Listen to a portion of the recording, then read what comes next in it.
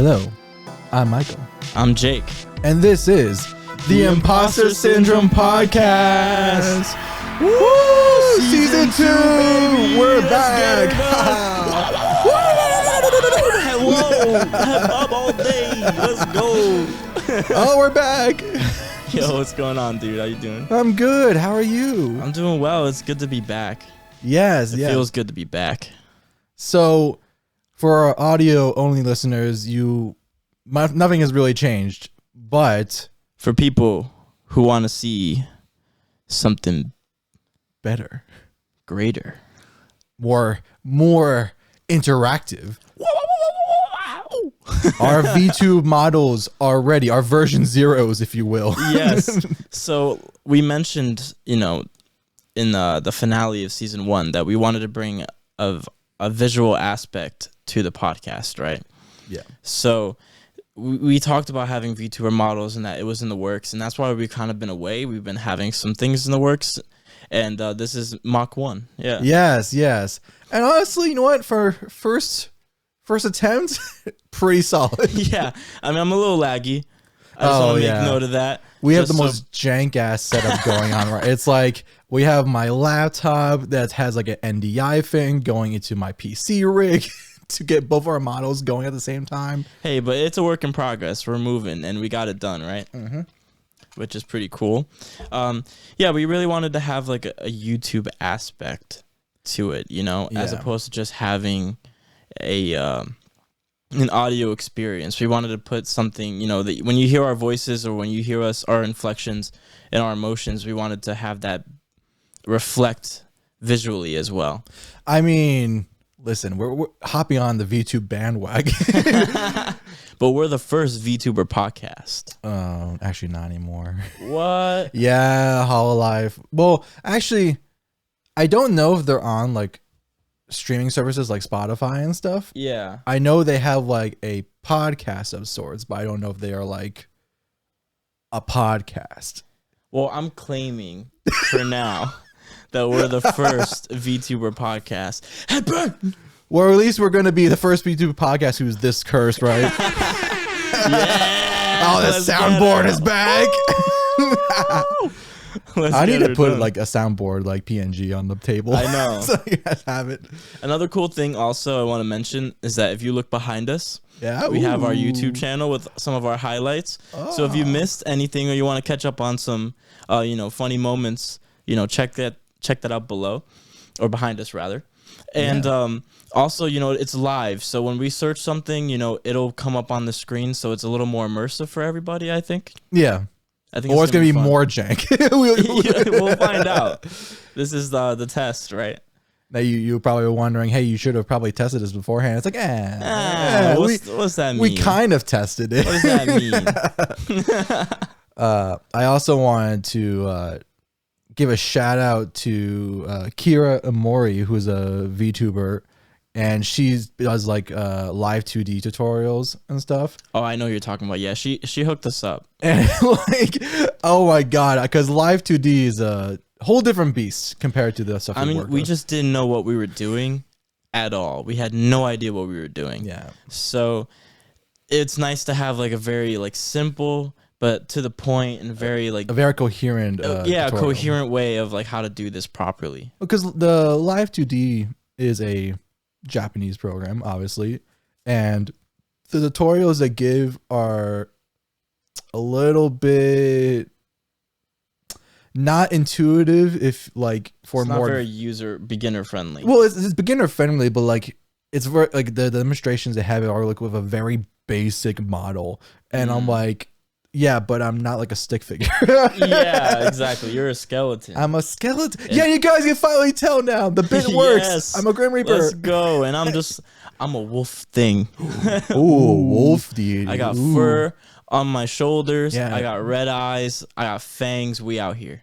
Yeah, show us your fangs.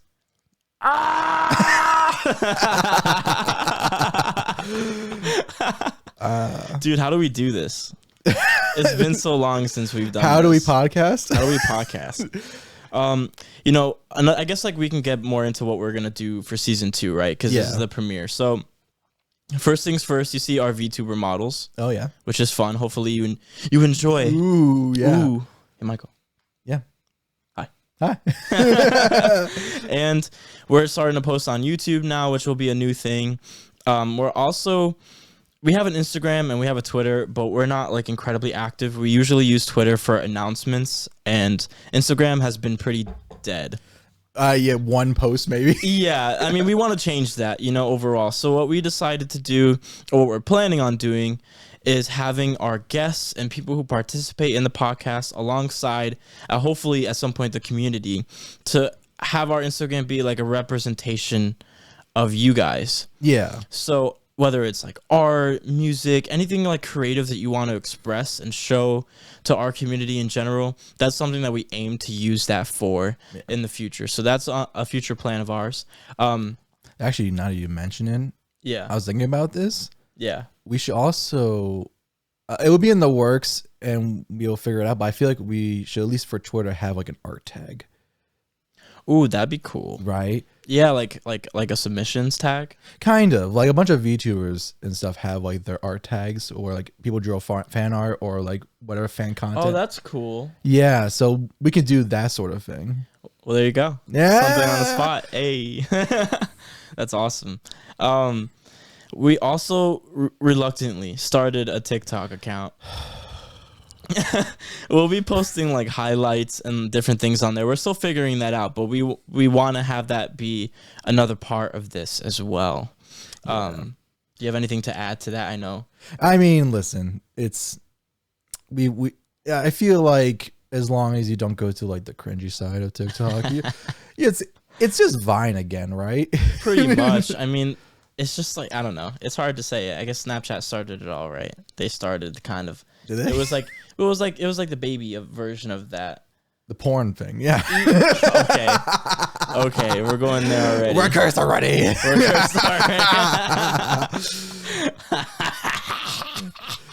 All right. Anyway, these models are dangerous now. I know they're dangerous, and they're only gonna get more upgraded, hopefully in time. Yeah. So it's gonna get, the tomfoolery is only gonna get worse.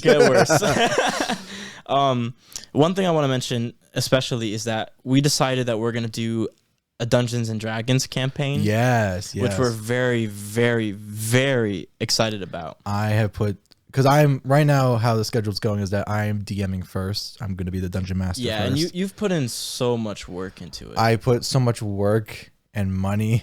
We're really trying to go hard and like make this a thing. Like we have people that are coming in for a cast. We have a whole written campaign that's completely original.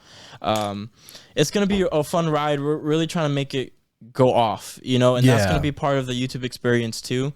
Now you should be expecting that soon.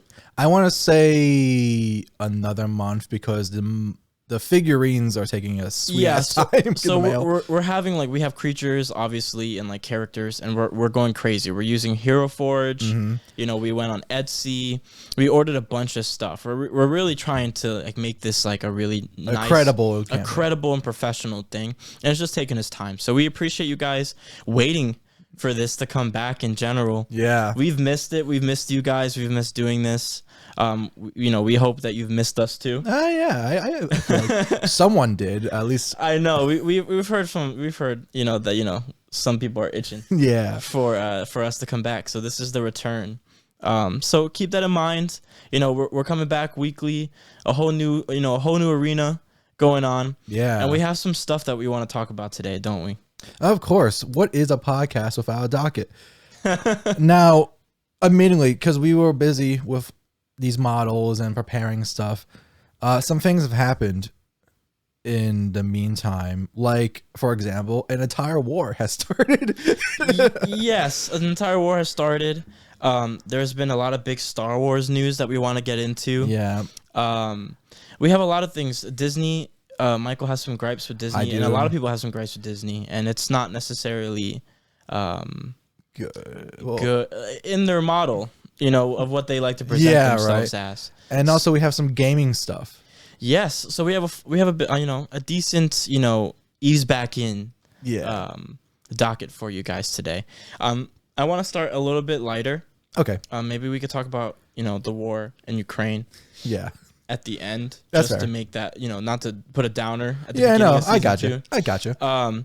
So let's start with a completely asinine show, in my opinion. I feel like it was totally useless and unnecessary. And that's the Book of Boba Fett. Oh, the Book of Boba Fett. Yeah, I know that's a hot take. Like, I know a lot of people like Boba Fett and everything. And I don't hate Boba Fett. But it turned into Mando season 2.5. And like when it did, I kind of wish it stayed like that. So I think that's telling to the show to a degree. I don't know. Yeah, I'm just going to give some visuals. Yeah, give us some visuals, mate. Show us the goods. You know. Actors. Oh God. Oh no. What are you doing? I want some images. What are you doing, you skeleton fool? Yeah, like there we go. There we go. Get one. There we go. Let's do that. Get sure. One of these. Sure. Images. I'm used to doing this in post, or not having this be seen. I'm taking it from now on after this. All right, there we go. Cool. Okay. So, yeah, I don't know. There's something about the way they went about this. Like, now you watched the whole thing, right? Yeah, for the majority of it. I mean, like, I kind of skimmed through the beginnings of it. I'm not gonna lie to you, but I watched like a bunch of videos on it. I've talked to people. I know the gist. Like, I know they show the Sarlacc pit and like his relationship with the Tuskens and now, vice versa. We talked about this at the season 1 finale, right? I was talking about it with you and Eric, and at that point, it was the first 3 episodes were out, and those first 3 episodes were pretty good together. They were, and I was like, it's kind of like Mando, but it's like it's different take where it's like instead of this guy being a bounty hunter, it's a guy who's an ex-bounty hunter turned and trying to be like a crime lord sort of thing. But at the same time, though, the whole respect thing kind of ruined it for me. Well, okay, episode 4 comes along. Yeah. Right. Yeah. Now, what's his face? Which one? The director for that episode. I don't know. Was it Roger Rodriguez? The guy who is the same director who did Spy Kid movies. Oh, really? Yeah, he did episode 4 and the final episode. Okay. And you can tell. Aww. No, because like, listen, he's not like a bad director. Yeah. But like action is garbage in Boba Fett. Like, it was just like, well, that whole biker chase scene. Oh, I know. Everybody hates that, right? Because it like, he could have just blew them up with Slave One. Well, I mean, not just that, but like, no. Well, no. I mean, when the teenage bikers are chasing after the ambassador person in the streets, right? Okay. Like, that whole chase sequence is like, it doesn't look appeasing to watch. It's like, it's not fun to watch. Like, the action doesn't just like, there's a part where the girl like is on a bike and she hits a ramp and lands. Yeah. But it looks lame. like it's not a fun sequence, and it looks so obvious that these are vehicles with wheels, with the wheels have been edited out. Yeah, it's so bad. I'm just like, this is, what the fuck am I watching? And just the bikers too, like the teenage like rebellion group, feels so not fitting with the scene. Well, they're also not relevant. Well, they're also not relevant. It's like, because like, where like in the ending of the show, they had, you know what I mean? Mm-hmm. It's just like, I don't know. I mean, for me, it's like, it's the whole attitude of the show in general. Oh yeah. Like, he wants to be a crime boss and kind of rule this area of Tatooine, right? Well, no, my favorite thing is first 4 episodes is Boba Fett, and then 5th episode they got tired of writing for Boba I know. We'll get there. We'll get there. So even like, that's another thing. Like, I mean, like I said, like, he's trying to rule. He's trying to be a crime boss, but then he's trying to rule with like respect, and it's like, why? It's like, if you're trying to be a crime boss, like, I get it. You want to be respected and not feared, but they're criminals. They only know fear. Well, not only that, it's like... But then there's limits to that too. Like, the whole point of him was like... And even the actor had problems with it. He's like, the whole point of him is like, in the beginning, when Boba Fett first was introduced, is that, oh, like, who is this dude? He doesn't talk much. he's mad cold. He has a record. You're like, who is this guy? And then like he's chitter chattering throughout the whole damn series, and I'm like, what? Why? And even the actor thought he was talking too much. Well, yeah, he didn't do anything. That's another thing. He didn't do anything. It's like there's so many. He walks around that one street and is like, "Is the mayor in?" No, I'll be back. And then Fennec Shen does everything. I know, and it's just like I don't understand. And then they were like, I don't know what to do with this guy. It feels like we could do this in 4 episodes, but they told us that we need to do 6. So also, let's do some Mando content. Also, those fucking flashbacks for the first 4 episodes, it's the same flashback over and over again on Camino when he's a kid and him running in slow motion past the window as the slave one flies by. And I'm like, what? Why? What's like? We saw episode 2, my guy. Reluctantly, but yes, we did. I like the prequels now, except for episode 1. I only like the 3rd act of episode 1. I can tolerate it. I don't know if I can tolerate Attack of the Clones. That's a you know. It's so rough. It's so rough. I don't know. I mean, I can respect it more because Clone Wars. Not that, you know what I mean? Like, it's just part of the whole sequence. So, speaking of Clone Wars, right? Yeah. So, listen, I like Dave Filoni. Yeah. Right? Yeah. You know, Clone Wars is great. Yeah. But I feel like, I don't know if it's his doing or if it's Disney's doing, where they're like, hey, we noticed that people really like it when these characters come back. The Clone Wars characters. Yeah. So let's just put them in. And no, you're not hating on the Cad Bane scene. Oh, no. Oh, no. Cad Bane's the only one who fit in the show. Yeah, I was like, oh. No. When that happened, I saw it when he was a millimeter in the distance. I knew it was Cad Bane. And he was walking. I'm like, I knew it was Cad Bane. I was like, looking. And I'm like, I saw the hat, and I was like, oh. Is that Cad Bane? I said, is that Cad Bane? Oh, it's Cad Bane. Cad Bane. I was like, oh, it's Cad Bane. It was cool. I said he looked kind of weird, but it was cool. Yeah, that was the one thing I was like, you just need to move the mouth a little bit lower. Like down. Yeah. Make his skin tone a little darker. But then again, like, I was watching, I don't know, there's this YouTuber named Star Wars Theory. Yeah. And he was talking about how in his race, like, he's actually like stupid old. Oh yeah. Oh, well, think about how long he's been around. Yeah, like he's lived long for his race. Like usually they die around like 60. Yeah. And he's like 90 something or whatever the case may be. So he's really old. So he could have gone like paler and like weirder looking. But I feel like that's just a cop out for bad CG or whatever, or just like a bad design. Because like there are live action versions of Cad Bane's race in Star Wars. I know. And it doesn't look like that. Well, dude, we're going to get to another person that doesn't look like they're but that's later on. But let's talk about the Mando parts. Yeah, so halfway through... That's actually the only parts I honestly care about in the show. That's... Okay, so... That's the problem. So, funny enough, episodes 5 and 2?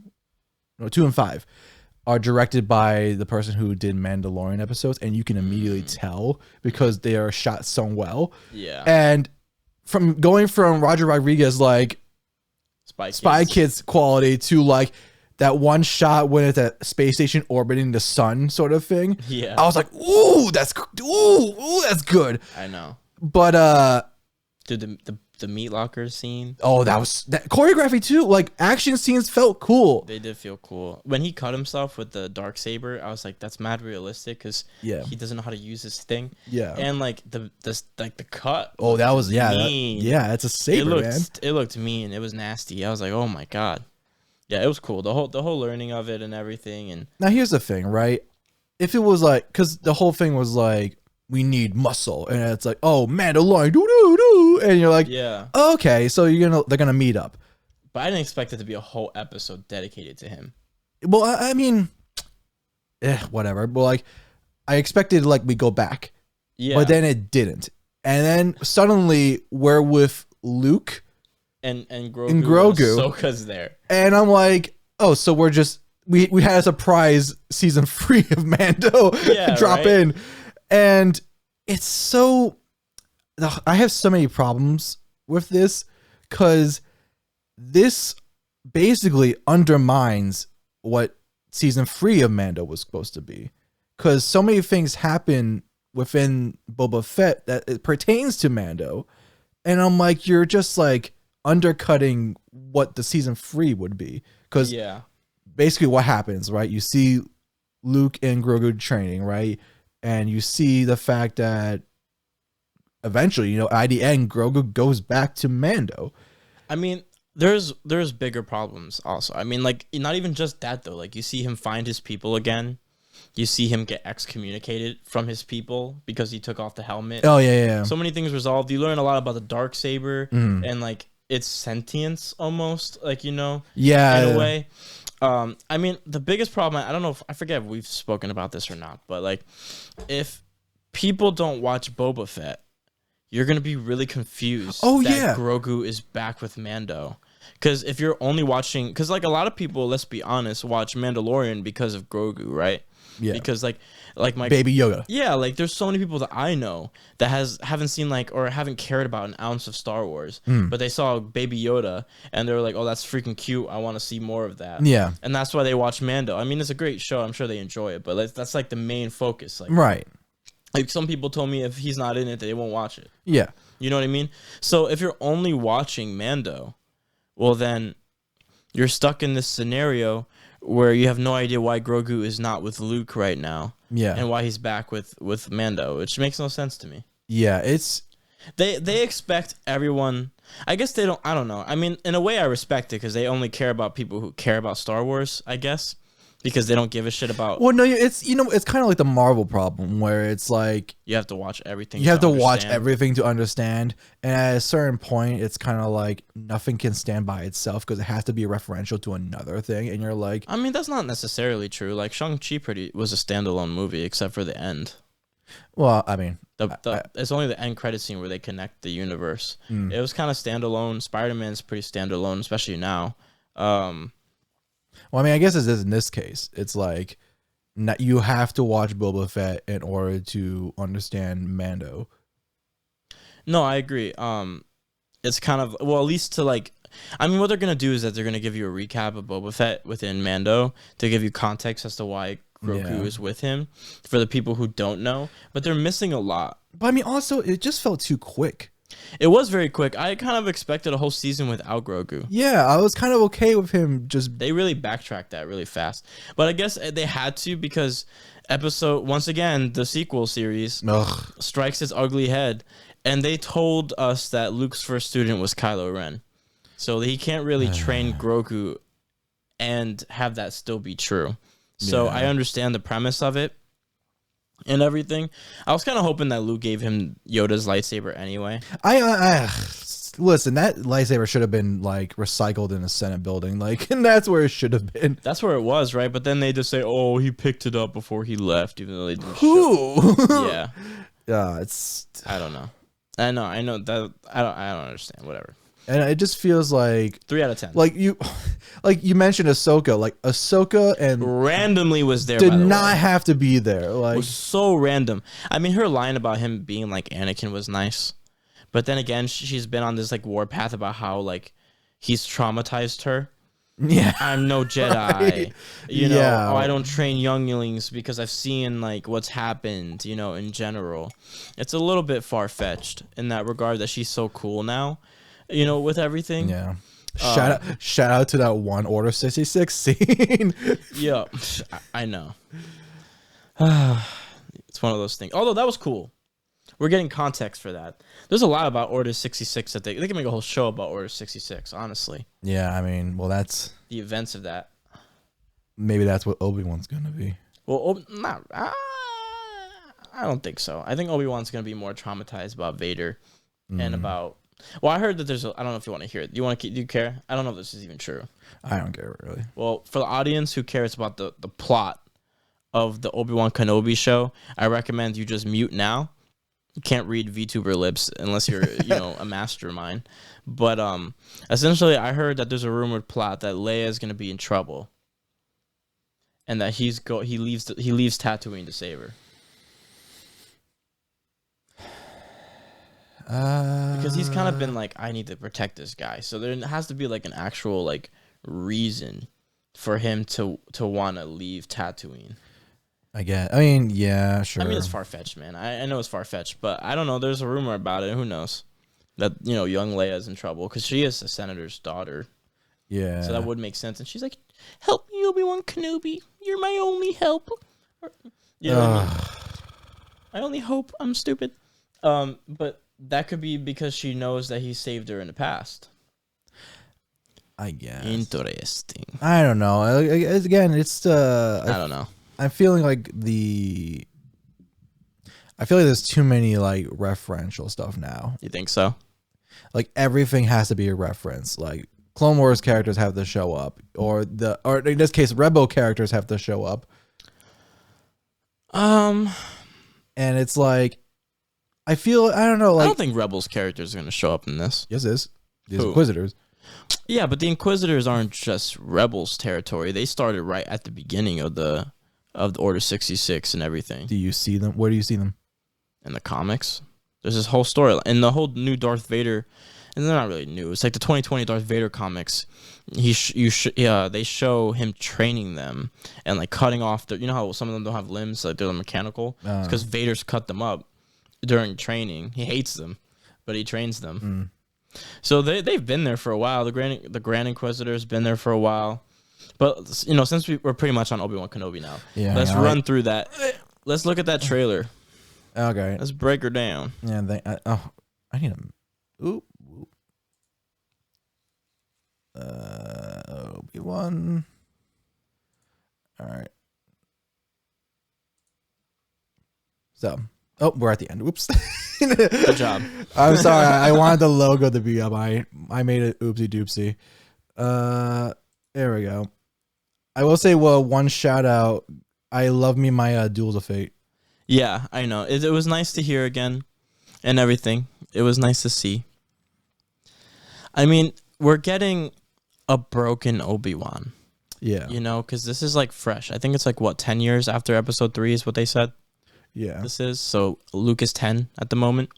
Oh, this shot has been meme-defied to death. Oh my God, I know. Stop. This is family-friendly content, okay? Yeah, it's going to be interesting. I mean, I've seen some stuff that they said we're going to get a very strong... Hayden Christensen has said we're going to get a very powerful Vader. Oh, the prequel subreddit has been devouring the Grand Inquisitor design. Oh yeah, that's what I was getting to. Like, he looks so weird, like a bloated egg. Yeah, I hope that's not final. It is. It's probably gonna be final. Why? They work on stuff until the deadline. Well, I think they said like this is the design of the race now. Yeah, but they can. Why? They just changed that, retcon that. Yeah, and I'm like, but he was so much cool in episode 3. Yeah, right. He's like the same race as that guy who's like, they're upstairs. Yeah, exactly. You know what I mean? Yeah, that's the dude, right? Like, just put an extra forehead on him. Like, Jesus Christ. That's one thing I was kind of also bothering me. Like you have with Cad Bane and stuff. Mm-hmm. It's almost like a cheapness to it, like a lack of effort to like go more ham with the costumes. There's like I don't know how to describe it. Cause like it's just not quite there where it's like you did something, but like you could have done better. Oh, YouTube's autoplaying. Whoopsie. Stop. Oh, no. Stop it. Stop it. Stop it. Stop it. Stop. Stop it right now. Stop it right now. Oh, God. This is what I miss about having no visuals, that you can't see us fuck up. Oh, my God. But it makes it better. Yeah. I mean, all right. So let's... I was trying to find a logo. There we go. There you go. So it's one of those things. Yeah. I mean... I don't know. I guess like we have to see, right? Maybe it was just that shot that made him look kind of weird. Who knows? I hope so. I want to give them a benefit of the doubt because they know how much like the fans have been wanting this shit. So I want to give them the benefit of the doubt that they wouldn't fuck up like early with this. I'm just also kind of tired of Star Wars now. You think so? But I feel like this is the last thing we'll get for a while. Maybe. Well, they've had announcements, but nothing's been like. Nah. Because there's like a lot of shit that I don't care about, like that that show about the dude from Rogue One. Is there a show about him? There's a room. Yeah, I think they announced that's a thing. That's stupid. Yeah, well, I don't care. Like, yeah, right. In general, the Ahsoka show I'm interested in. Coming out 2020. Yeah, 2028. Oh god. Well, actually, you know what? That's a good segue. Let's finish off the Star Wars discussion. Yeah. With that game that was announced at was it Game Awards this last year? Yeah. Star Wars Eclipse. So, can you tell us about the rumor that you heard about it? Or the confirmation that they mentioned? I'm not really sure. So I'm not even gonna pull it up because fuck it, right? Fuck yeah, sure. I'm just gonna sip my drink. Can suck my non-existent Reaper dick. But so essentially, oh yeah, we got some drinks here today. Yes, sir. So Star Wars Eclipse was a video game title by the infamous Quantic Dream. Mm-hmm. And for anyone who doesn't have context, it is a French studio who have made games such as Detroit Become Human, Heavy Rain, and have been known recently for a lot of workplace harassment and lawsuits. And, you know, David Cage, the head, being just a hack of a writer and not knowing how to write a woman character without making them whores. Oh. So I thought people liked Detroit Become Human. So here, it's a trick. It's a trick? It's a trick. The only good storyline of Detroit Become Human is the detective robot guy. Right. I don't even know what that means. Because there's 3 storylines in Detroit Become Human, right? That you follow a robot detective, you follow a servant robot, and you follow a like resistance leader robot. Okay. And only the detective robot is like interesting. Is that the suit one? Yeah. Like, hello, I am blah blah blah. Yeah. Whatever his name is. Connor. I am Connor, right?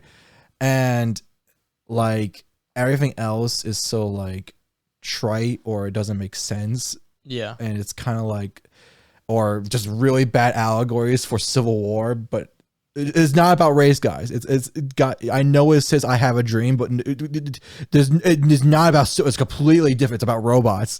Oh my god, so fucking stupid. But so that guy. So you're not a fan? Hell no. It's such bad writing, and it's just like so. I think what's worse. It's like you see the potential of something amazing. Yeah. And it's just squandered by just tropey writing or just nonsensical writing with twists for the sake of twists, you know? Yeah.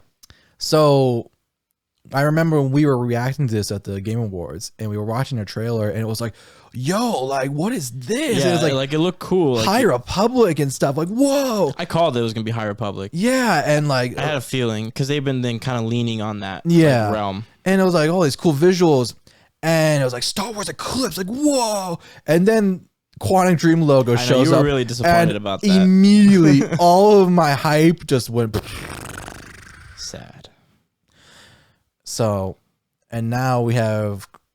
I want to say it's pretty much confirmed that they are projecting the release of this game to be in 2028. But riddle me this, all right? Because I don't have like much of an opinion of them because I don't have any knowledge of it. I mean, based off of what you said, they don't seem very nice. Well, here's the thing also. Quantic Dream specializes in the Telltale style game where you have options and like decision making sort of thing. And or in some cases, if you want to go back to like what's the game? Fahrenheit or something? Or whatever it's called. Is it that firefighter game in the woods? No. Oh. It's a really stupid game. It's like old. Have you played Life is Strange? I know Life is Strange, yeah. Yeah, I'm watching a playthrough of 2 right now. It's pretty good. Yeah, Life is Strange is fine, but like this one it's very much like your most of your controls is gonna be hit the button prompt where it shows up and play Simon Says, or like reacting to QuickTime events, or you're just responding to dialogue. And that's it. That's your gameplay. So when you come at me with a Star Wars game, yeah, it can't be that. I'm like there's no. I guarantee guarantee there is going to be no combat in that game. You think so? I guarantee, because there has been no combat in any of. Well, there's been no good combat in any of the other Quantic Dream games. I don't know. I mean, all right. So they're it's like Blizzard, right? Like there are some workers there that are probably great people and great artists and like different stuff like that, right? And then you have your shitty people that are ruining it for everyone and making people miserable by harassing and doing bad things, right? Well, I mean, even if you take the harassment stuff out, it's like their quality of gaming. The games are not good. But let's say, I mean, obviously, like people like Detroit Become Human. At least, I've heard like people say that they actually enjoyed that game. So actually, real quick, because I want to get through. You know how Beth has been teasing this not Star Wars, but this like space game. Oh yeah, for like Bethesda has been teasing Starfield. Yeah, forever, right? People don't really care about that. They're like, oh, they're taking their time. It's gonna be amazing. Is it not that they maybe like they know how big of an IP this is? And they just want to make sure they do it actually right? No. You don't think so? No. Okay. Absolutely not. I know Quantic Dream. No. Because, like, Bethesda, at least, like, you can point at titles and be like, listen, Skyrim, it had good stuff. Doom, I guess because it was under Bethesda, they also had a good game. Like, it's a really good game. And Morrowind and like, Fallout, like, they have good titles. You can see good work. Quantic Dream is a lie because the trick is like David Cage has said on record, like with Heavy Rain, for example, he was like, you should only play it once. Only play it once? Only play it once. What the fuck? And the reason why he says that is because if you play it again and try different choices, you start to realize how little your choices matter or how fucking stupid it gets. I hate that. Like when they give you choices, but not really. Yeah.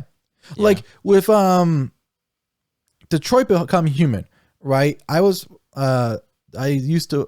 sorry, what's it called? There used to be a channel called Super Best Friends Play, right? Sure.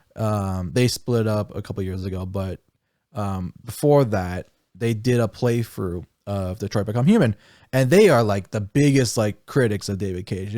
They will ridicule that man to no degree, right? And they played through it, and they're like, you know what? It actually wasn't too bad. Like that was actually there was some pretty cool stuff in there. And then they played it again, and wow, did it unravel! Like it fell apart so badly, and it's like it's so flimsy, the writing, and like it can't sustain more than one playthrough because then you start seeing the cracks. That's terrible, man. Yeah, so now it's like I don't understand why or how Quantic Dream got the Star Wars IP. It's just like I mean, obviously it's probably just numbers, right?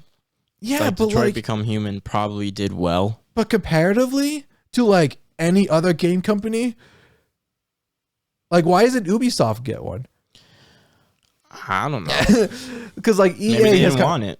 Oh my god! Like even Ubisoft doesn't want Star Wars. I mean, I don't know what's going on over there. Like, can you like it would basically like Jedi Fallen Order, except more like Fallen Order was good. Don't hate on it. I'm not hating on it. No, like I'm just saying like that gameplay style would be perfect with Ubisoft's meta. Yeah, it's true. It'd just be Assassin's Creed, but Star Wars stuff. Exactly. Yeah. You know what I mean? So people bitch about that too. Well, yeah, but at least it would come out. You don't think? Yeah, because this game's coming out, right? This game is not coming out. It is just going to be a glorified trailer, and that is it. It's gonna be like, oh man, that's gonna be kind of ass. Yeah, that's why I'm saving you all the trouble now. I'm not showing you the trailers because I'm not gonna give you hope. Don't even get excited. I'm not gonna give you hope. Don't even get excited. Don't even get excited. Look at my winking eyes. You right? Just don't get excited. Yeah. No, actually, don't get excited. It's never coming out. That shit's never coming out. It is gonna die in development hell. The void. Yeah, not even development hell. It's just be like a picture of like a Jedi. That's gonna be it. It's gonna be have an IMBD that says development for a decade. Yeah. Yeah, that's accurate. Oh man. All right, so to end the Disney train in a negative note. Oh, now this is no. All right, so I'll give brief context and then you really elaborate because I know like you really feel some type of way about this. Yeah, you could say I have a personal stake in it. All right, so I don't know if people outside of the United States know, but we have a state called Florida. Unfortunately, yeah. And they have not to get like super political, but they have a conservative congressional unit. Yeah, that's putting it lightly. To say the least, right? Yeah. And they obviously, the conservative values don't really correlate with LGBTQ stuff, I guess, to put it away.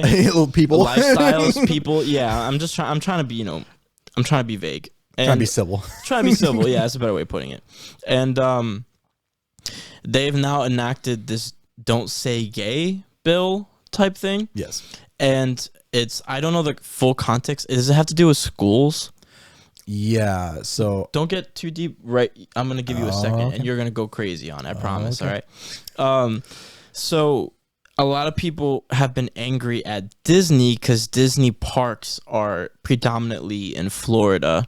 That's where most of their like parks are and their investments, I guess you can say. And they haven't really made us. They didn't really do anything about it, or really have like a strong stance against it. Well, they did the opposite. They did the opposite, yeah. So their CEO it's not Bob, right? Yeah, Bob Iger. Yep. Right. He kind of just said, well, big companies taking a stand on things like this don't really make an impact, so we're just not going to do anything. Well, okay. And then that's like my general consensus of what I know. And please elaborate further. You could do a better job. So I say the opposite because they funded the bill.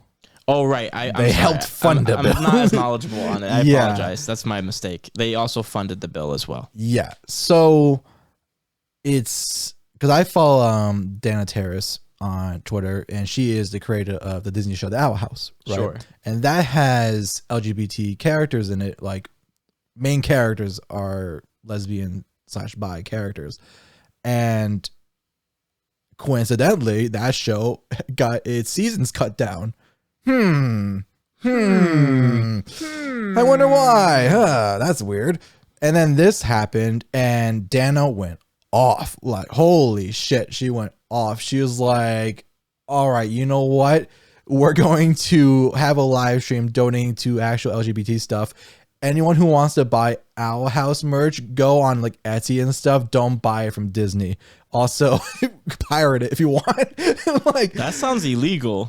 I don't know about pirating that extent, but like basically she's like, just don't. I mean, I get it. She's the creator, right? Yeah. But like contractually, that sounds like she can get in trouble. I didn't think she cares. Interesting. And also, this is kind of coinciding along with what's happening now is that there's also a animation walkout with like Disney and a bunch of animation studios. Well, because I'm sure they have a lot of LGBTQ representation in Disney, and they probably feel really slated at it. Oh yeah, like Amphibia. You had the Gravity Falls creator Alex Hirsch also speak about this. It's like this was really because then what happens is that Disney funds this, and then July comes along and it's like Pride Month. Yeah, not a little bit. It's disingenuous. Yeah, and like it's. Because the bill is really bad. Like, listen, it's. Do you know anything about it really? Because I don't really pay attention to Florida. Basically, the gist is that if a kid or a teen, whatever, a school person, talks about their sexuality with a faculty member, the faculty member has to tell the parents. What? Yeah. So that becomes a problem now of like. The kids don't feel safe because you can't tell anybody because then there's a possibility that you will get reported. Oh, that's fucked up, man. At least that's why I think about it. I know Texas did something very similar. Well, it's Texas. Yeah, I don't know if this one had. I think this one also was basically it was kind of like, so to avoid that, just don't talk about it at all in schools. Don't talk about it. Don't educate about it. Don't do anything about it. All right. So I really hate that because I mean, who am I to say don't tell your faculty members if you trust them and have a good relationship with them? I mean, personally, I don't feel like that's like a good person to go to for something like that. But, who am I in that regard? I mean, that's just really like, I don't know what the problem is. Like, LGBTQ people are just minding their business, doing their own thing. It's just they're just people. Some backwards ass logic. It's like it's so funny because like you have like I don't really want to get political here because you're gonna get me activated and I don't want to do that. You're telling me. But it's just like the conservative thing or the libertarian thing is like, oh, small government, cancel culture sucks. It's bad. You can't censor, First Amendment rights, free speech, all about their freedoms. But then it only applies to them. Oh yeah, like when you're. Wait, are you saying that a political party is a hypocrite? No, but it's just like you can't have those values and only apply them to your ideology. Like the point is about this country is that you can express yourself and be whoever you want to be, as long as it's within the law. And being gay is legal. Well, the biggest thing is like, because they keep on defaulting like LGBT stuff immediately into like the sexual things, and it's like, listen. Being gay is not just about sex. Like, it's just about loving another person that just happens to be the same gender as you. Yeah, gender. That's a good way. Or maybe they're in between genders, like, but like, it's not immediately sexual. That's the thing. I mean, like, there is like, it's weird, right? Because like, it's really just homophobic. Oh, yeah. Just like, course. Just like anti-LGBTQ stuff, and it's just crazy to me. Like they're just people minding their business, doing their own thing. In reality, you don't have to like it personally, but you can't do anything about it, and you should still treat people with respect, and decency, because they're people. You know what I mean? Like, I don't know why you'd have a problem with it personally, because it's not like it affects you. It's like a control thing. It's a control thing, and it's like also like, belief systems and like self-righteousness and thinking that it's wrong and all these different things. I mean, it's just, I don't know. It's just mind your business. Yeah. Let people do if they want to fuck somebody, let them. It's like, who gives a shit? Yeah, it's right. not you. You know what I mean? It's so weird to me. I don't understand. And then like, obviously we went to a music school and like an art school where obviously that's very frequent. Yeah. And like some of my like good friends, in college. Yeah. All were like LGBTQ stuff. It wasn't a problem. They're just people. Yeah. It's like, I just don't understand like the whole like mentality, especially in 2022. Like, like about, oh, you're gay. Oh. It's like, yeah. Shut the fuck up. Shut the fuck up. Yeah. It's like, my God, what's your problem? I really wish we got the expression keys working for these models, because I need like a rage face to be like, I know. I don't get it, man. I don't get it. You know what? I'm going to put this out here now. Yeah. I want to put this statement out that the Imposter Syndrome podcast is a safe space for anybody. It really is a safe space, man. We're super understanding. We're not judgmental. I mean, we're idiots. Like, who are we to judge people in the first place? Well, I mean, we do judge people, but we would not judge you for that. But not like that. Like, that's something very personal and like very like within yourself. We judge you on your stupidity of your actions, not your identification. Yeah, not your identification or just outright. Like, you know what I mean? That's the thing. Like, your personality, if you're an asshole and you're gay, you're just an asshole. Yeah, exactly. You being gay has nothing to do with your assholery. Right. Exactly. In general. Like, it doesn't affect anything. Like, in general. Yeah. So peace and love to everyone out there. We love you. We respect you for who you are. Keep being yourself. Yeah. And fuck anyone who says differently. Right. Very well said. Thank you. I'm glad we talked about this. It was grinding my gears. Now I'm activated because I didn't realize it was so toxic. Like, I thought it was just like you can't talk about it in schools. I didn't know they were like self-reporting people. I'm pretty sure and it's like also putting them out there on the spot like that. That's really fucked up. I could click the link to actually read about it, but I'm gonna go with my. We don't do our research here. Otherwise, it wouldn't be in the Imposter Syndrome podcast. We're thinking we know what we're talking about. I know, because I know Texas definitely did it. No, honestly, you know what, Michael? I don't want to get checked. Look it up. Look it up. All right. Yeah, I don't want to get checked out. I want to be thorough about this. Okay. I want to make sure, because this is a very important topic. It's a very sensitive topic, and I want to make sure we have our facts. I know at least Texas has done it. What should I click? I would put in Florida's don't say gay bill legislation, or like rules, or what is it? Essentially. Yeah. See if we can get like a Spark Notes version, because I don't want to bore everybody, but in general, with the nitty gritty. But I see already. Don't talk about it in a classroom. I mean, that's fucked up as well. Yeah, but that's not as bad as like outing people. Oh my god. Sure, whatever. Okay. Oh, gee. Back to. Okay. What are you doing? I gotta block. They want ads. Hang on. I'm just gonna. Okay. Hang on. There we go. All right. Got a little. Sent past a bill that would prohibit classroom discussion about sexual orientation or gender identity. Fucked up. The measure, dubbed the "Don't Say Gay" bill by its opponents, was passed by the state. Blah blah blah. This is going to endanger the safety. We will not stop until this state moves forward. Blah blah blah. Keep going.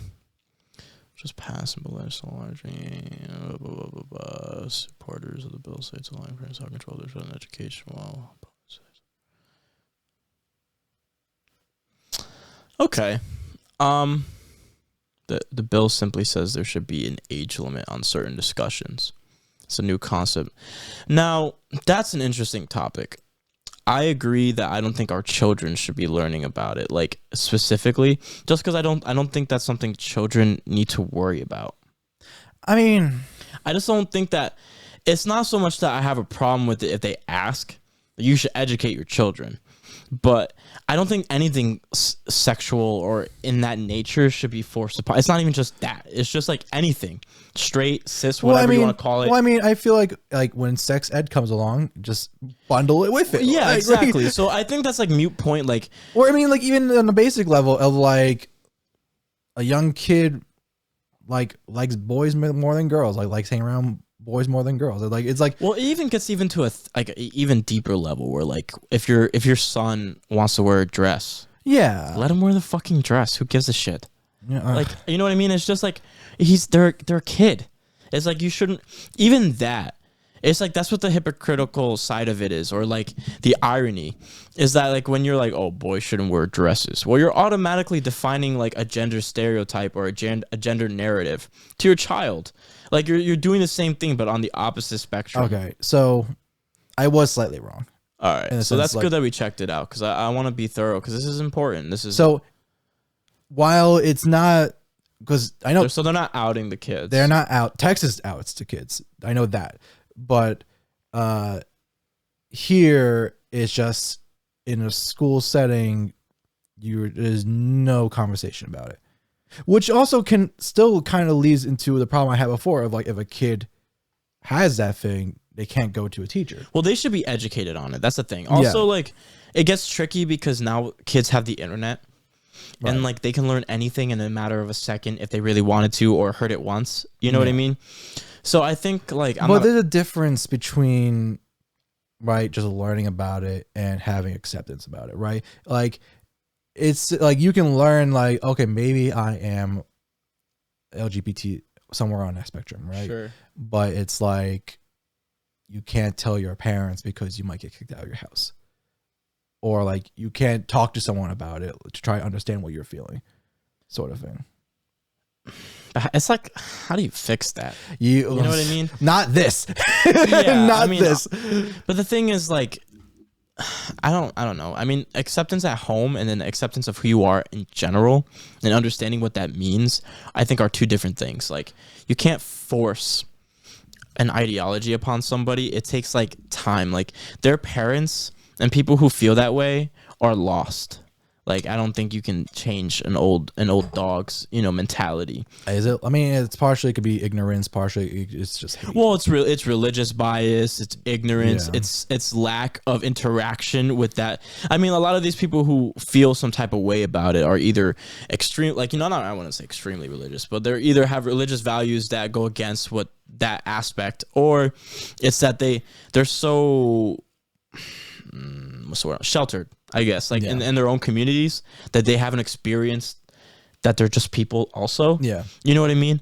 I don't really care about the oldens. I mean, you're never going to change people being homophobic. They'll die. You're never going to change people being racist. You're never going to change that shit, like, entirely, especially like with the older generations. Yeah, they'll die. It's for the children. And this is definitely what everyone does, Yeah, I know. Except for us. Well, yeah, we're immortal on the internet. I had to deal with them afterwards. That's my unfortunate. But I think it's more or less just teaching children about it and understanding that it's okay. Because my concern is that this is before you go in, I care more about the individuals who are going through it rather than the perception. Because, like, a lot of the times, like, people want to pray the gay away, quote unquote. Ugh. You know what I mean? Or like they just hate themselves and deny themselves of what they are. And it's like, there's nothing wrong with that, man. It's like, you're born that way. It's chemicals in your brain. It's your genetics. It's your soul. It doesn't matter. Like, you know what I mean? Yeah. You just be you. And I think people need to learn more about just being you and not really giving a shit about what others think. Yeah. You know what I mean? I was going to say, like, my main concern is that, because there has been, like, some legislation going throughout states of this sort of rhetoric that's basically just anti-LGBT stuff. Well, it's also, I mean, abortion's a thing too. Yeah, it's just like, and it's probably like a movement of, like, yeah, and it's just kind of like non-professional. I don't want, like, this feels like, a start of something, and then, like, there's gonna be like another one. Oh, there's always I mean, yeah. Well, dude, the problem is a domino effect. If if Texas gets away with it, well, then other states who have the same ideology will start thinking about. It's like it's too late. We're in a tangent. Abortion laws in Texas are fucking terrible. Oh yeah, what the fuck? It's bad. What the fuck? It's like, you have, like, what, like 2 weeks? Well, Texas is going on a big self-report going on right now of, like, if someone has an abortion and you know about it, you gotta tell somebody. It's like, if someone's gay, you gotta tell somebody. It's like, bro, you can sue. Yeah, I know, it's stupid. It's like, you can sue the Uber driver. Yeah, it's who takes you there. It's ridiculous. It's fucking crazy. Yeah, it's nuts. But the thing is, like, there are other states, unfortunately, that feels. I mean, not. I don't know. There's other congressional units that feel similarly, and they see this bill, if they can get away with it, then they're going to make similar bills, and it's a domino effect. So hopefully, our judicial system will say no to that. Oh, because it's being contested in court. Is it? Oh, I've already passed. Oh, hell yeah, it's being contested in court. It's being contested in court. I don't really have faith in government bodies. I mean, anymore. I think that, like, it's like, it's not like, I don't know. I'm too stupid to understand right now about how, like, the nitty gritty of it is.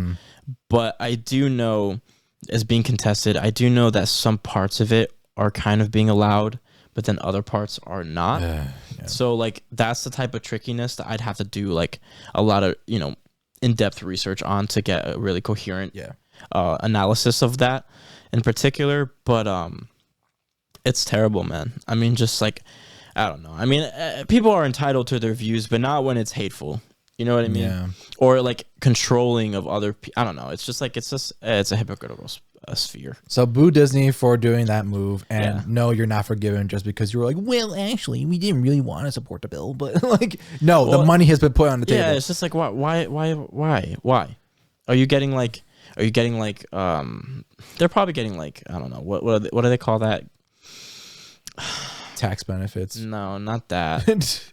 Well, I mean, that too, but it's like when it's like you need to get paperwork in order to do the things that you want to do.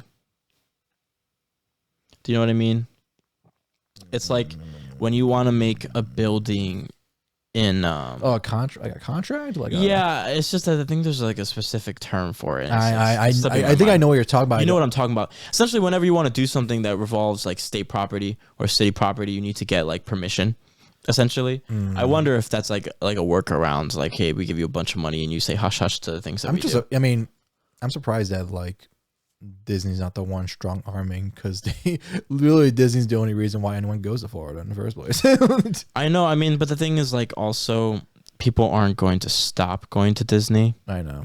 You know, despite this, you know what I mean. It's just a reality. Like, people aren't going to stop. You're never going to go to Disney again. Well, I mean, financially, no. I'm all right. In the universe, I know. You know what I mean? That's the thing. So they don't, why do they give a fuck? Yeah, that's it's unfortunate, but that's the reality of it. So actually, right now, as we're recording this podcast, there is a kind of like a boycott thing happening with Disney. Is there? Yes. So I think it's lasting until the 24th.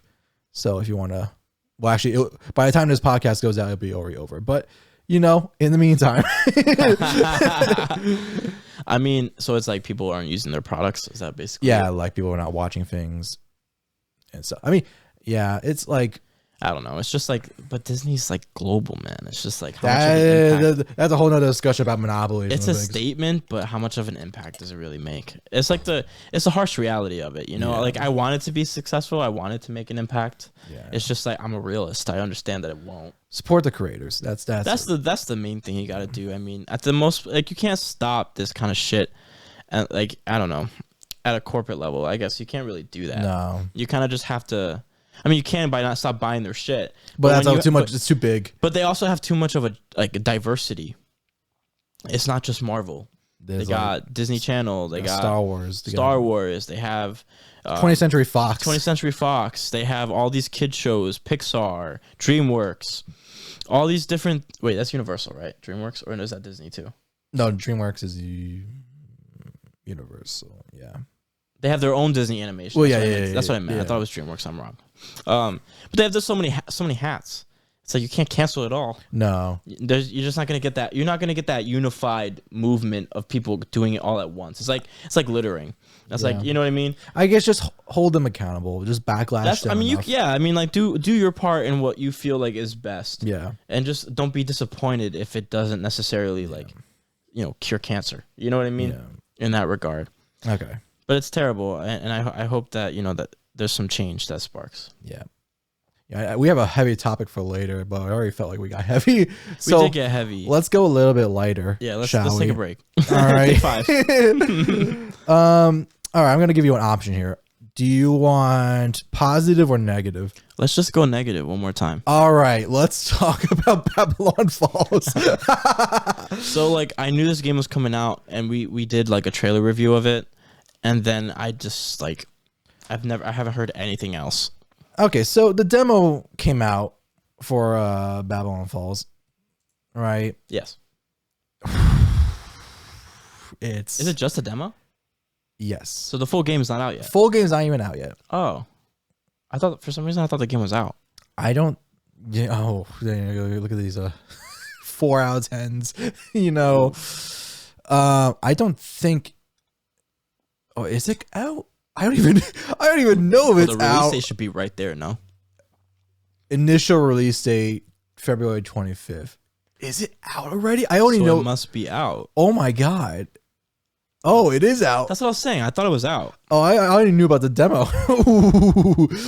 Okay, so Babylon Falls is made by Platinum Games, renowned developer, well known for Bayonetta, Metal Gear Rising, Nier. Yeah, I thought they did Nier too. Right, and they have Square Enix with them on this. Okay. And when the trailer first came out, it was like it kind of looked like a Nier Dark Souls, and I was like, "Yo, that's pretty hype."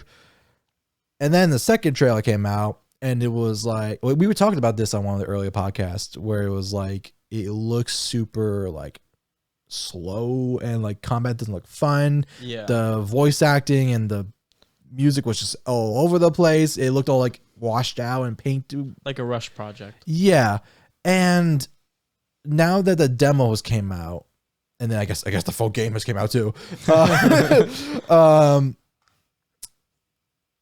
So Babylon Falls is a co-op game. Okay. A live service co-op game. Sure. And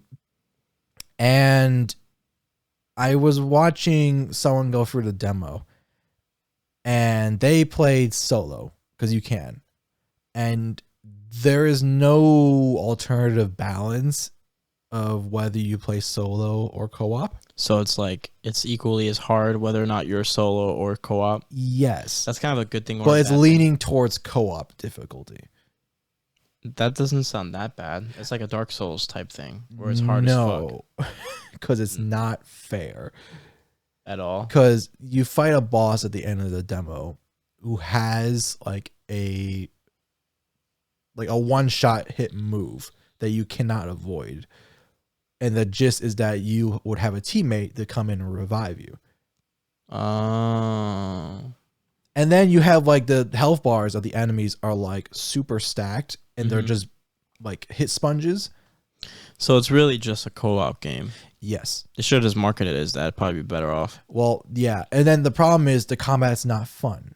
And which is really bad considering who the developer is. Like, yeah, Platinum Games is known for the stylish combat. You just don't expect that. Yeah, maybe they got a little too overzealous.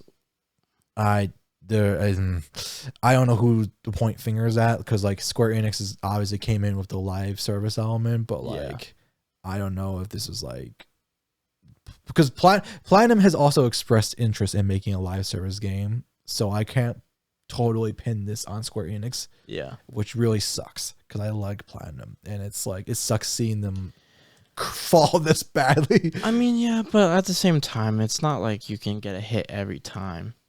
Well, that's the problem, give some because a break. Their last big hit game was Nier, and that came out what, 5 years ago now? I was getting a TV show, an anime. I did, yes. Amazon's doing it, right? Yeah, I believe so. But and then you had Bayonetta being delayed a bunch, and like that thankfully is coming out. But now with the performance of Babylon Falls, you kind of lose the hype for Bayonetta. Well, because you get concerned. It's like, you know, what am I paying for? Because because the first Babylon trailer looked good, but then it started getting worse as the time went on. So like, gets tricky. But yeah, it's just really not good. it's really bad, and like considering the fact that I didn't even know it came out fully, like that says some things. It is dead on arrival. Like I think faster than freaking the Avengers died on arrival. Like this is just super dead on arrival. Yeah, Avengers sucks, but we're not getting into that today. No. On the other side of the spectrum. Oh, on the other side, let's talk about when hype lives up to the hype. Do you want to say it for the boys? Oh, one more time? I got you. Hang on. It is Elden Ring. Peggy 16. Oh, Peggy 16. Elden Ring has come out, and boy, oh boy, has it lived up to the hype. Yeah, so I'm too much of a bitch ass to play these games myself. So I've been like watching playthroughs of people and everything, enjoying it. It looks rad. It is. It's so interesting because like there's a lot of Dark Souls games that have come out and Dark Souls like games that have come out.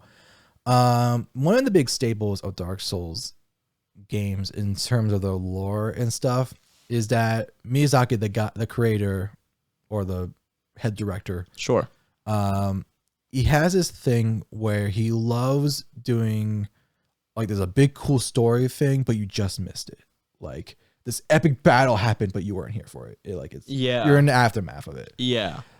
And what's interesting is that you have sort of that like because J.R. Martin was on here, the writer for Game of Thrones. Yes. Right.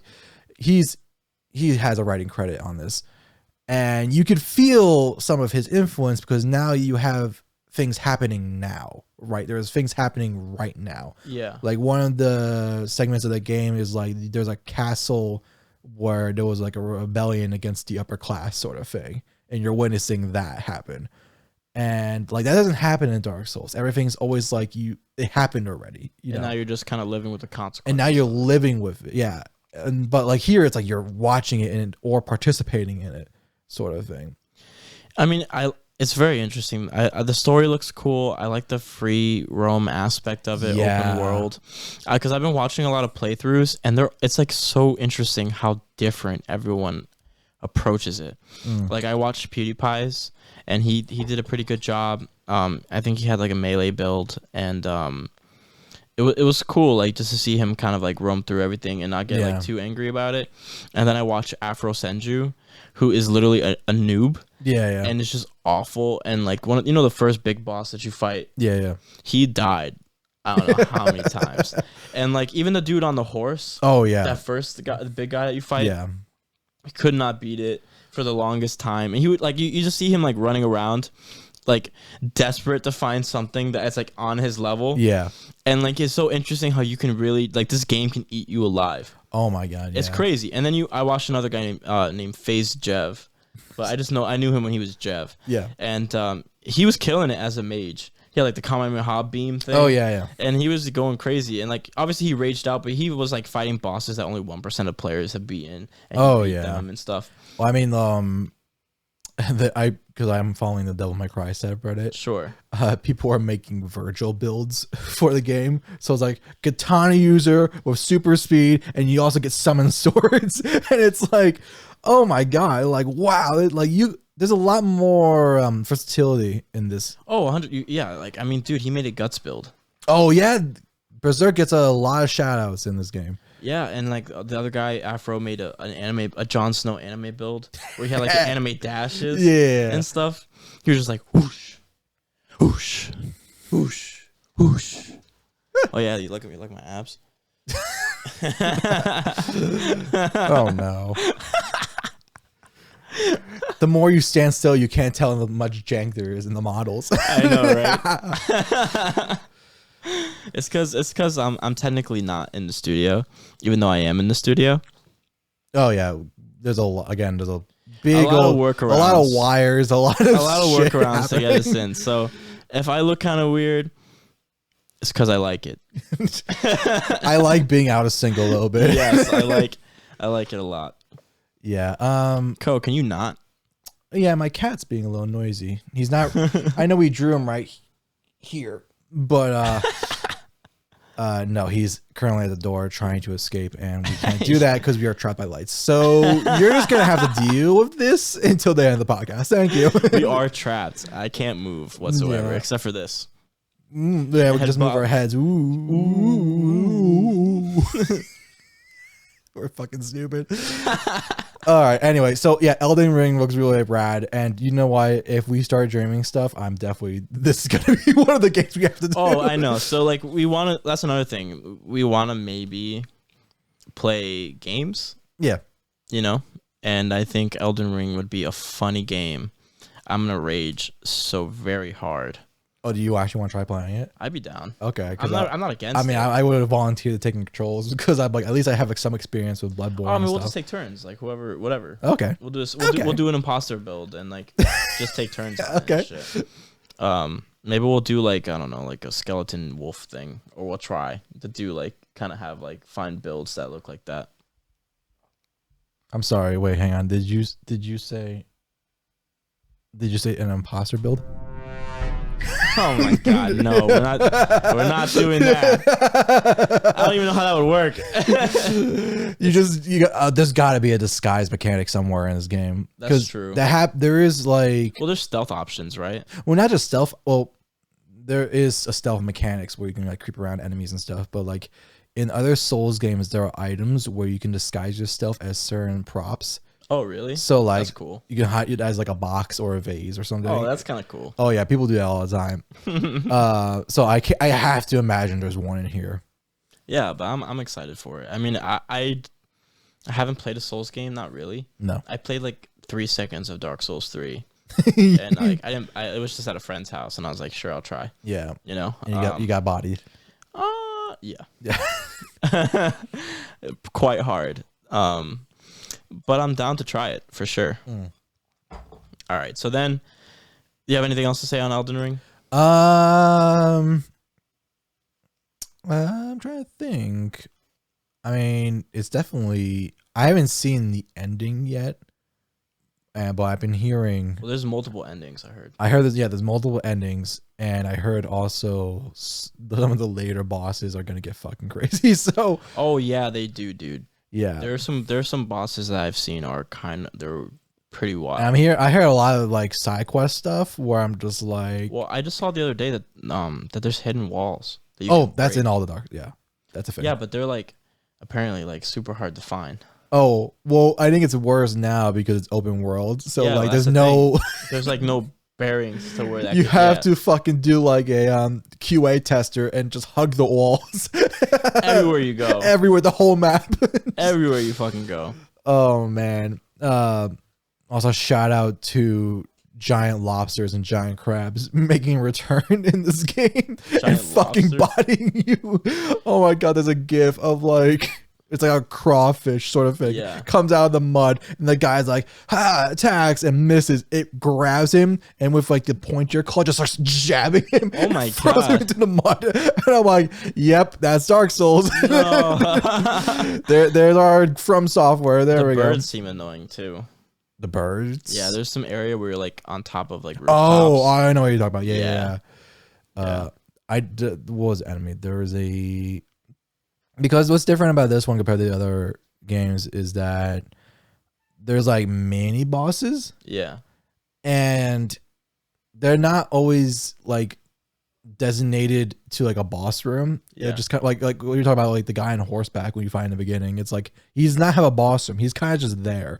And you could just actually walk into his aggro zone. Like there he is. He's on screen right now. like you can walk into his aggro zone. And it's like, all right, well, this fight's happening now. Yeah, okay, I know. That's what I'm saying. Like it's just like you're not safe anywhere in the world, which is kind of interesting. There's these giant bears. Have you seen them? Yeah, I have. They're like fucking. I don't know how they're like the size of like a double-decker bus, and they can shoot air blast at you. And then the dragons that just randomly appear. Yeah, so it's going to be a fun ride. It'll be a fun ride, yeah, to the playthrough. But yeah, I'm excited. I would definitely be down to play that. I think that'd be a fun first game to play. Yeah. It's going to be interesting. Yeah. All right, but ladies and gentlemen, we're going to be talking about a serious topic. Yeah, the more it's a little serious. bit of a Debbie Downer. So if you guys are not interested in that or are sensitive to that kind of stuff, I realize I have not I did not make create a tab for it. So I guess like I just type in I would just you can type in Ukraine or something and it'll probably pop up. Oh my now we're not gonna show anything because we're on YouTube now, and who knows if that'll get censored or get us banned or something. I could just leave it right here. Yeah, we'll just leave it right there. All the top news stuff. But all right, so do you want to how do you want to do this? You want to run through what's happened so far or just your feelings on it? I guess for context, the gist, because this was happening when we were on our break. Yeah. I mean, I do you know like a lot about this? Or? I know some stuff, right? I know enough where it was like Putin was like, I'm going to invade Ukraine, and no one's like, wait, are you for real? And he's like, yeah. It's like, no.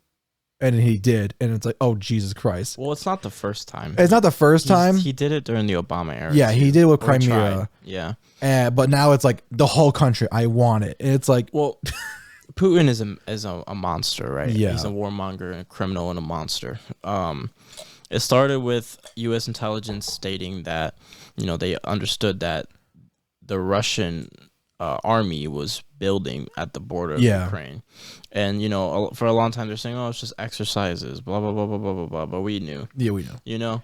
And it's also partially Ukraine's fault, like the government for downplaying it. I know at first people were kind of mad because, for the whole time they're saying no war, everything's fine, whatever, blah, blah, blah, blah, blah.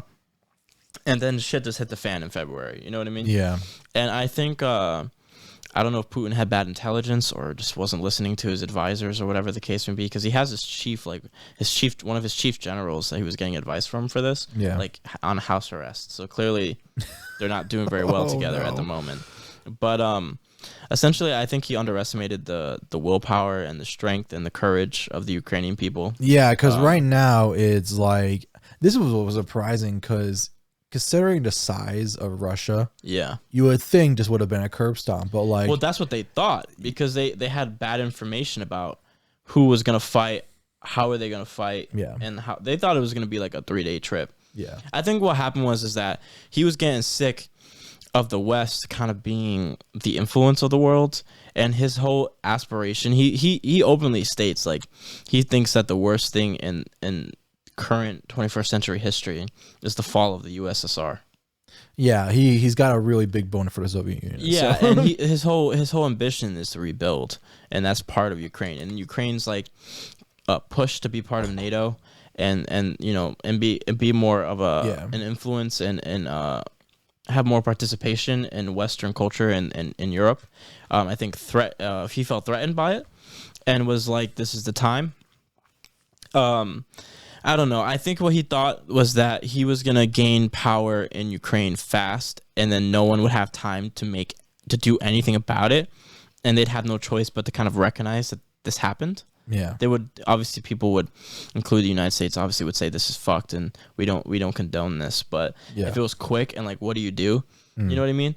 But I think, you know, because of Zelensky, you know, obviously I made that the freaking that small the criticism. goat, man. Yeah, I made that small criticism of the government not being completely transparent about the incoming threat. Yeah, but he's gone far and beyond what any president that we've had would do. Yeah, you know what I mean, and you know, fighting with them, standing. He's by on the them. front lines with them. Basically. Yeah, it's what kings would do back in the day. Yeah, you know what I mean. It's something you just don't see anymore. You wouldn't expect. You know, Donald Trump wouldn't do that. You know, Biden wouldn't do that. Yeah. I mean, they're old men, but still, you know what I mean. Right. And you know, none of the Trump family would do that. You know, it's just one of those things. You just know it's something that's courageous, and you just don't see now, ever. Nah. So it's very admirable. I mean, I'm personally 26% Ukrainian. I did 23andMe, I can confirm. So, I mean, I feel activated by it. I mean, I feel so sorry for the people there who are suffering. I mean, having to, like, the men having to leave, like, your children and your wives and, and mothers to go fight. This whole thing sucks. Is like, I mean, innocent hospitals, schools being blown up. Yeah. And, like, I don't know. It's just like the whole thing is like, now they're in a corner. They have so many sanctions. Russia's economy is in the gutter. The gutter. So here's the thing, right? I don't know what's happened with politicians of this era or whatever, but it seems like they just forgot what happened in the last like 50, 60 years. Because this is literally the recreation of the Soviet Union's downfall. Again. It is the economy crashes, right? Because you were investing too much into this war effort that did not pay out. Like, listen, here's a question: if Russia somehow succeeds, what do you think is going to happen? Well, I mean, the thing is, like, I don't know. I don't want to say they will, but if this continues the way it's going, it's inevitable. Yeah, but like, do you think the Ukrainians are just going to be like, okay, sure? Well, they won't have much of a choice. I mean, already in Russia with Russian protesters, they get imprisoned, and who knows what happens to them after that. Right. But like, it's not going to be quiet. It certainly is not going to be quiet. And no, it's not. It's not. I mean, like, I don't know. I think at this point, like, he put himself in such a predicament that he just doesn't care anymore. Yeah, I think he's lost it. Well, he's threatening, like, if people retaliate on Russia, like, they'll see stuff that, you know, that the world's never seen before, and like, he's just going all out. You know, it's scary, and like what's also scary is that China is salivating over this. I mean, they're not going to do anything though. I don't know. They are neutral. They want Taiwan. Well, that's different though. No, it's not. It's just different region. Well, it's a different region, right? But same premise, though. Same. Oh yeah. Well, they had the whole thing of Hong Kong, right? That was the whole thing too. Well, yeah, but they've been itching for Taiwan. For some reason, they believe that's theirs, and like, if they see this, they're watching closely at this to see how this plays out. I don't know, because that's like... Well, Taiwan, I feel like they'll get better. Like, I don't know. Something about that. It seems like it's smaller. Doesn't have the impact. It doesn't have Western influences. Yeah, it's poor.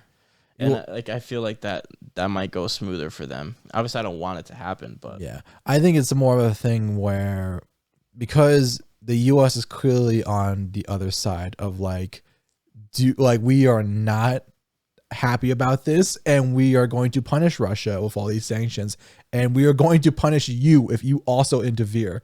And China's like, well, our economies are kind of tied together, so let's not do that.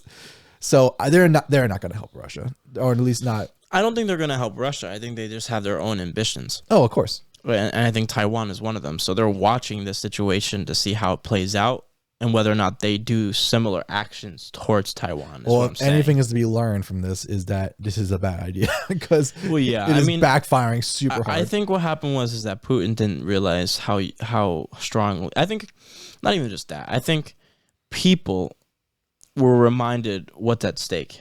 Yeah. With like the free world and democracy and how fragile it is. Well, I mean, because like go one country over, you get into Poland and you start getting into like Europe. So then it's like, I think what the problem is with because you have all the things with like the Middle East and stuff, and that feels like it's too far away from us. So it's like, oh, well, it also feels like something that we just can't do anything about. Right. But then like now it's like you have it here. Yeah. Where it's like, oh, that's a lot more closer than I thought it was. And that's a lot more connecting to my current life or whatever. Yeah. I mean, the gas prices, if anything. Oh, yeah. Thank God I don't need to drive anywhere because I can just teleport. Oh, poor Co. He's like freaking out. I mean, I would get up to. Yeah, but we're wrapping up soon anyway. Well, yeah, he can handle it. Yeah, I mean, it's an awful situation. My heart goes out to everyone who's like lost people. Oh yeah, lost their own lives, and like you guys are heroes. You know, this is a terrible situation. Nothing is ever really gained for war, man. It's like it's not, and like it's really scary how things are going now. You just don't know anymore. It's like at the drop of the hat tomorrow, like things can hit the fan. Yeah. You know, but I will commend America for standing up and unifying the EU and like getting all our allies together and really like, you know, making a plan. I know, and then I'm gonna condemn some Americans who are pushing the Russian propaganda. Ugh. Like, you know, some Fox News hosts. No, fuck it. Fuck you, Tucker Carlson. Oh, well, I said it. Oh, fuck you. Oh, you ignorant, sly, chubby-faced bitch. Fuck you. And fuck Tulsi Gabbard too. She's a Democrat, quote unquote. Fuck you too. She's talking all this bullshit about biolabs. Like, Tulsi Gabbard is so fucking stupid.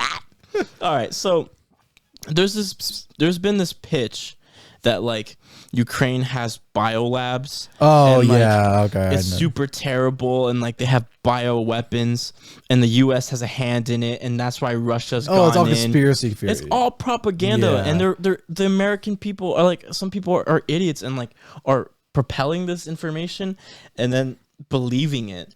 It's like, first of all, you numbskulls, to put it lightly, fucking almost every like country has bio facilities where they study bio diseases and, you know, and different things like that for preventative purposes, because there are other countries that are developing bioweapons. It's a good idea to know how they work. Yeah, there's a difference between developing and using. Yeah, that's the thing. And it's like not even just developing, it's like just researching for preventative purposes. Like every country does this. We all have hands, and it's all public information. It's always been public information. Morons. It's just like, oh my God, please. And it's like hurting the situation. You at the most critical time where we should be like, united and like in our front with democracy and put our petty differences aside. People are like, how about that Putin, huh? And like cheering and shit. What the fuck? What the fuck? It's just like, it makes no sense whatsoever how people are doing this. And like we have our previous leaders, you know, saying, oh, he's a genius. he's a star, you know. He said, oh, Ukraine is Russia. I never seen anything like it before. And then episode 1 of season 2 coming off spicy. We're getting spicy. And then we're going in 3 weeks later, when that didn't really work out for him, oh, it's terrible what's happening in Ukraine. Pick a fucking side, you orange nugget. Oh my fucking God. And then like the people who, like anyone who supports that asshole, fuck you. Fuck you. Oh my God. Oh my God. Oh wow. I mean, you're not wrong. It really makes me angry that people are supporting this dictator, this authoritarian. Oh wow. You talk about freedom. But then you want to be like, oh my God, Putin's a good guy, Sure, he's killing millions, thousands of innocent people for no fucking reason except for his own personal gain. But he's a good guy. Look at that. He's taking a lot of testosterone and hormones. Look at his blubber nugget face. Sure, if some people don't like him, he kills them or they disappear. But that's fine. I'm sure they're just on an island somewhere with Jeffrey Epstein. Oh my God! Wow, you're just really going into it because it's so. I know. Idiotic. I know. You don't have to be a Democrat or Republican or anyone. You don't have to be affiliated to a party to realize that this is wrong and just totally uncalled for. Hey, baby. Co is infatuated by the ring lights. That's cute. Hello. I think he wants to get out so bad he's going crazy. He's just like anything to entertain himself. He's about. Oh, grow up. It's your fault you sleep all day. Come on. It's your fault you sleep all day. Look, he's sleeping right now. He's so cute. He's so cute. Yeah. Oh my goodness. Hey. Yeah, don't touch the roadcaster, please. That's Hey, I'm watching you. Anyway, sorry. Yeah, I mean, you really I got activated because I'm just you got activated, yeah. Because I don't know. I don't understand it. I don't understand. Yeah. I don't understand how you could be so stupid. Did you get dropped on your head repeatedly on purpose every day? Like I don't get it. I don't know. I don't know. It's just how and it's like literally like Russian TV stations are playing Tucker Carlson, whatever. Well, because their own Russian TV stations have their own protesters on them too. Yeah, but they're like this guy fucking rocks. Well, he's doing our job propaganda, for us. Yeah, it's insane. It's fucking ludicrous. I mean, the good part is at least anyone who for a split second was like maybe America's on the wrong side of this. You should be ashamed of yourself. Reevaluate yourself. Mic drop. That's my TED Talk. Oh, okay. Yeah, I mean, it's just a clusterfuck. I mean, it's embarrassing for Russia to be doing this, honestly. Oh, I know, and I mean, I feel bad for the Russian people, honestly. Oh yeah, I mean, a lot of the population is really not about this. Some of the soldiers aren't about this. Yeah, it's kind of like, I don't know. Did you see Lindsey Graham on public television telling somebody to kill him? To kill Putin? Oh. Our public figure on national TV is like, someone in Russia has got to take this guy out. Honestly, depending on how this goes, if this starts tanking too much, someone might be like, all right, Putin's gotta go. We gotta save ourselves. Yeah, but you don't say that. Yeah, I know you as a foreign senator. You do not say that. You know that like all intelligence agencies are trying to figure out how to do that without having it be being what is it? Spoken out loud. No. Oh God, my brain's not working today. How to not have it be on us, essentially. Yeah. How do we have zero ties to this but get the job done?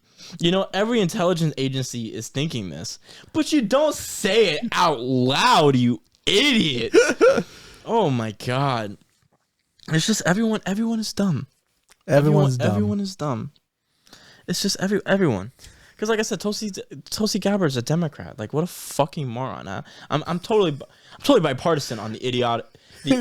On an idiocy scale. Yeah, exactly. Like, seriously, it's just like, I don't understand. It's like, shut the fuck up. You don't know anything. Just shut up. And like those videos get millions of views, and now other morons are like, oh yeah, she makes a lot of sense. We say that being on this show, the Imposter Syndrome podcast, where I literally ranted about Disney, even though I was wrong about certain aspects of the bill. But I'm not wrong about this. I know for a fact. I mean this is different. And you know what? We looked it up. We caught ourselves too. Yeah. We want to be thorough, when we talk about important topics. If we're talking about gaming and we get something wrong, whatever. You know what I mean? Yeah. Who gives a shit? But when it talks about like serious topics like this and like the LGBTQ stuff, something that like we feel strongly about and we think that is an injustice, you want to be right. And, or at least have your information in. So. Yeah. But this stuff is just I don't know. It's just crazy. This could easily last years. I don't think it's gonna last years. It could. I feel like it could. At some point, something's got to give on either side, right? Yeah, but that could take a while. Because, like, how much do you want either your economy to tank? Like, how long do you think that's going to stand? But Putin doesn't give a shit about his people. Putin doesn't give a shit, but the rich Russians give a shit. Well, yeah, they're getting sanctioned too. Yeah, so as they should if they're like affiliated with this guy. Again, like you said, someone might be like, all right, it's time for Mr. Bear Rider to get out of here. But it's gotta be someone close to him, and that man's paranoid right now. One of his generals, man. Yeah, but he's so paranoid right now. You saw that picture of him at the end table, like all the way 40 feet away during the negotiations. Yeah. This man does not want any smoke. Yeah, when it comes to stuff like that, I don't know. Again, I don't know, man. It's gonna be like the USSR all over again. In what was it called? In order to avoid your destiny, you have come to fulfill it. Yeah, right. Right. Well, that's like the whole Anakin Skywalker thing, right? It's like if you know your future, you're gonna end up making it. Oh, it ties all together. We went back to Star Wars. No. Oh! No. I don't know. It's just it's terrible. I'm sorry, guys. This is not a fun premiere. This has been a weird premiere. I don't know. Very Debbie Downer. I think we forgot how to do a podcast. This is what happened. We just like topics and then like, No, I don't know. I think it's just there's a lot of crazy shit going on in the world, and usually we like to keep it light. But I felt like I don't know. There were some things that we just had to say and do those things. And because it's been so long, it's one of those things we just had to catch up on it. Yeah, it's a little bit too big of a world news. Yeah, to not talk about in general. But it's not like it won't be like this all the time. Obviously, it'll be goofy, majority of the time. But I really just wanted, I thought it would be best to get that out there, and so did you.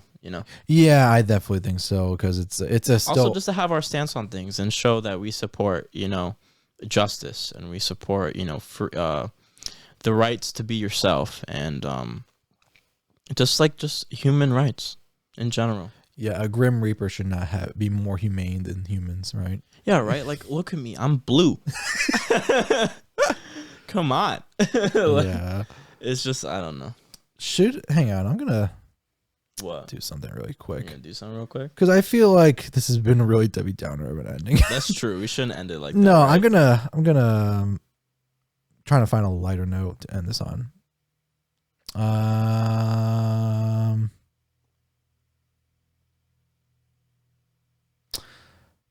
Okay, I got something. All right, you got something? Yeah, hang on. I had to go again the browser. Ugh.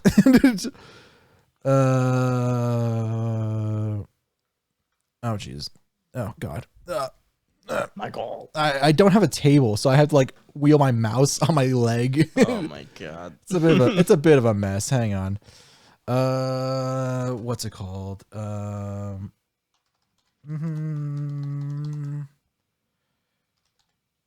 Let's see if we can find it.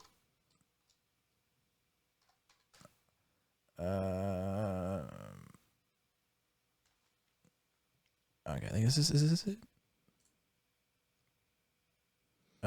Oh my god, you're not thinking about what I'm thinking. What am I thinking? What do you think I'm thinking? We're not rating Pokemon. Oh no. Okay. No. This is called Pokemon Roulette. Oh, this is like I do this for like teams. No, but the difference is that whatever Pokemon you pick, you have to fuck. I just said we weren't doing that. All right, lay it on me. Who am I fucking? Okay, so here's the game, right? Yeah. You generate one. Yeah. and you get one reroll. All right. All right. All right. Okay. You want to go first? No, you go first. I'm scared. All right. I'm going to generate one Pokemon all regions. Okay.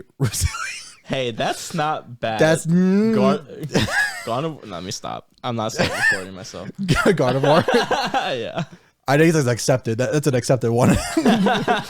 But it's really tiny though. It's like I don't know, man. That's really tiny. I don't know, man. But okay, now see, here's the thing. You went here. I know I did. We had to make it curse somehow. I think it was cursed. All right. I think it's cursed. Now the thing is, do I reroll? Is the question. Because I don't know. You might get something. I could get something worse. You can get way worse than that. I know. I'm gonna try it. I'm gonna. Oh God. I'm gonna try rerolling. Oh Jesus! Fuck me! Damn it!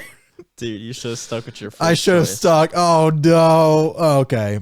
Well. At least it's bigger. No, but that's not. It's a fucking. I got Freddy Fazbear over here. All right. Oh God. It's your turn. Oh no. Please. All right. Please, God. What are you getting? What are you getting? Oh God.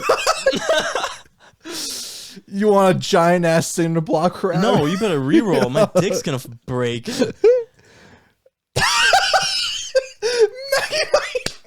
What the fuck? Come on, Magnus. Oh my God. Why am I screwed? This is what you get for getting the world on the JoJo quiz. You had to get Kara back. This is why I have the world. Yeah, this is my revenge plot. To stop time. Because I had to do this. Yeah, and no. Oh my God. No. No, yeah, look at it. Please, God. I'm closing my eyes. I don't want to see it. If I don't see it, it's not really there. Oh man. Oh my God.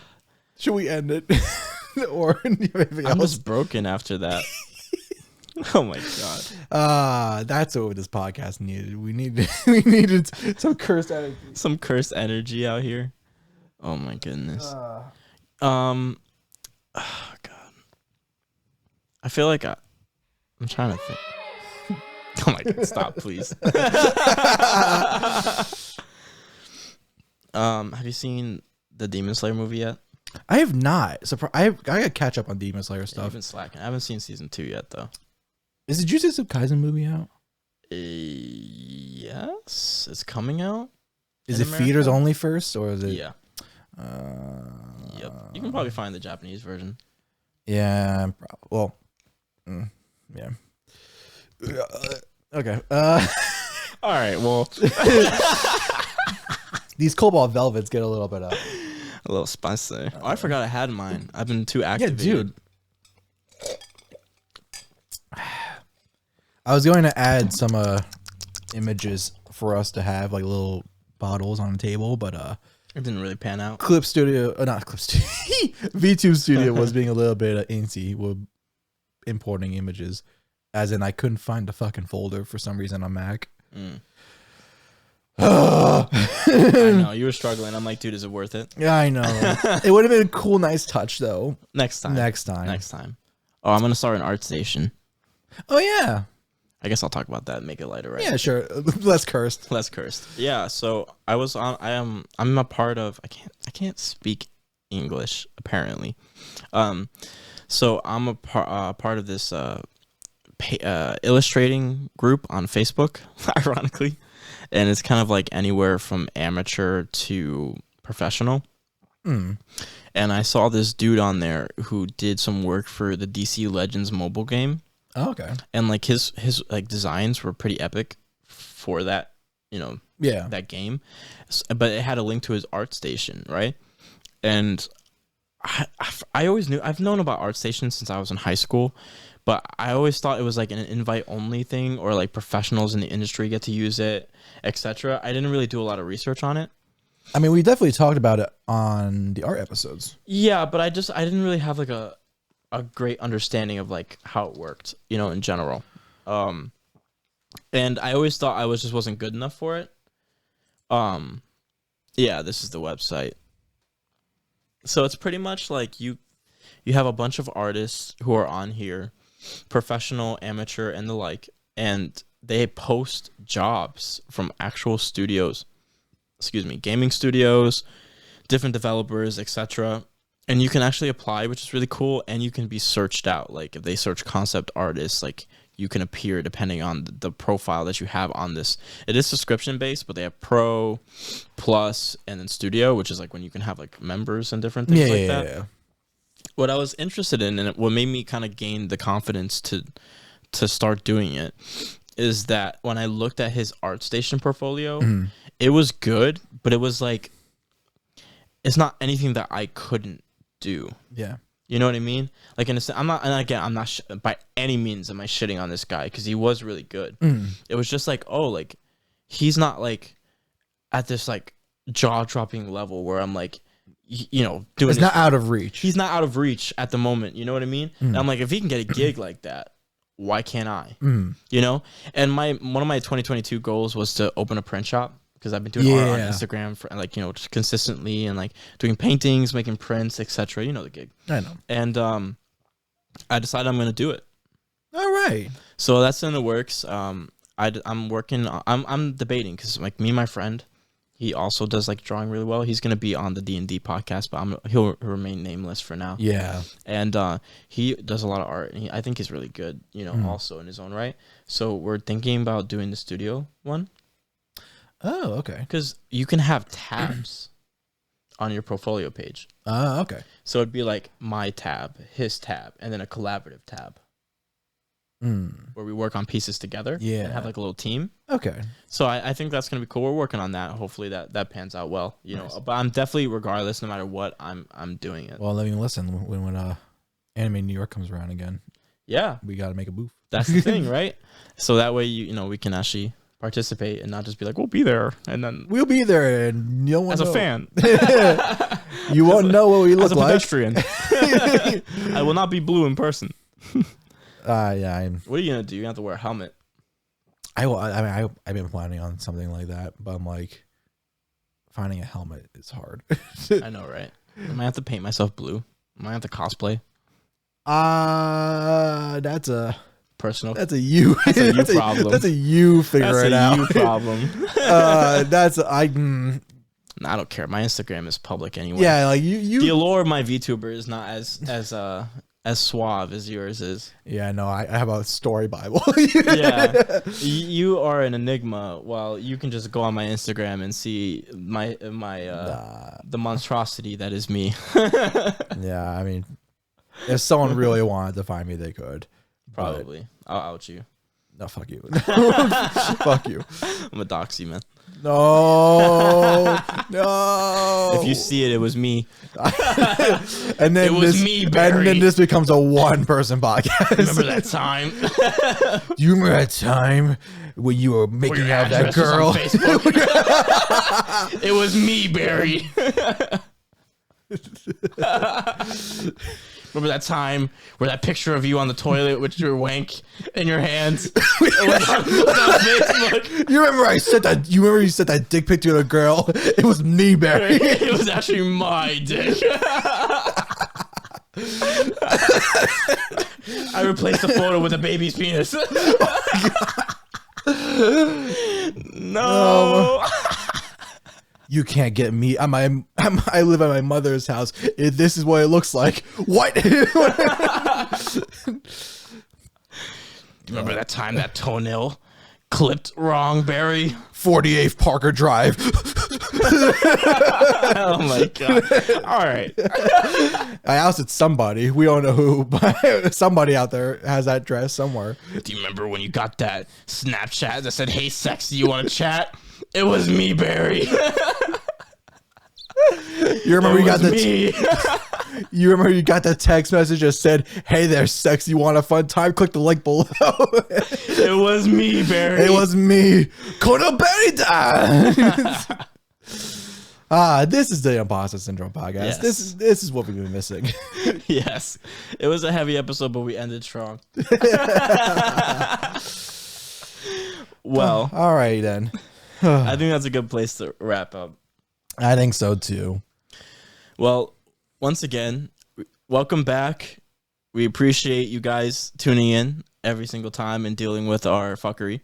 And we hope to see you again, either in audio or visual fashion. Yes, so we, just to plug ourselves, we have our YouTube channel here now. Yes. It's going to have a lot more activity. Yes, all of our things will have more activity. So don't forget to follow our Twitter, our Instagram, our TikTok, our YouTube if you want more of us in the stay. And also, I mean, just follow our actual podcast on Spotify, iTunes, Apple Music, Amazon. The places, everywhere. Like, share, subscribe, all that jazz. Yep. You know, we appreciate everyone who tunes in, and we love you guys. And, you know, look forward to more fun things and, you know, some fuckery. Once we have the cast in, you know it's going to be very cursed and toxic, just the way we like it. Yep. And until next time, I'm Jake. I'm Michael. Yeah. Wow.